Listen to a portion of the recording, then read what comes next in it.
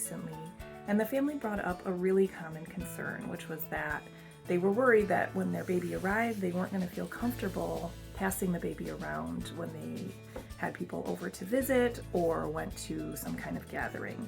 So I always share two pieces of advice with families that I wanted to share with you today.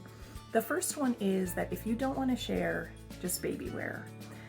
If you can get your baby into a sling or carrier of any kind before arriving to a party or before somebody comes to your home, it's much easier to sort of put off or deny someone holding your baby. So, you can let them know, I'm so sorry, I'm trying to get them settled for a nap, or they're already taking a nap, or it's almost time for them to feed. Whatever the reason is that you want to give, it's a lot easier to say no if that baby is already basically tied to your body. And of course, later on, if you warm up and you decide that you do want to let other people hold your baby, it's much easier to take them out at that point and pass your baby around. But the same can work if you get to a point where you want your baby back. It's easy to pop them back into the carrier and then use any of those reasons that I gave earlier.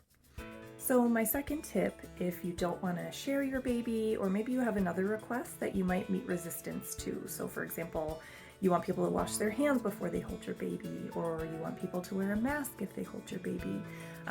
My advice to you, if you're afraid that somebody's going to resist that, is to blame your request on your medical provider. So for example, maybe somebody feels like they don't need to wear a mask when they're holding your baby, they're healthy, anything like that. You can always say, you know what? Our doctor recommended that until baby gets their first round of shots, that everybody who holds the baby wears a mask.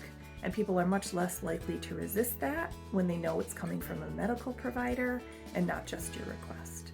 So, of course, in the end, it should be the parent's decision how people treat their family and treat their baby, and people should respect that. But if you are worried about getting that kind of resistance, it can be kind of an easy way to avoid any kind of confrontation. Good luck!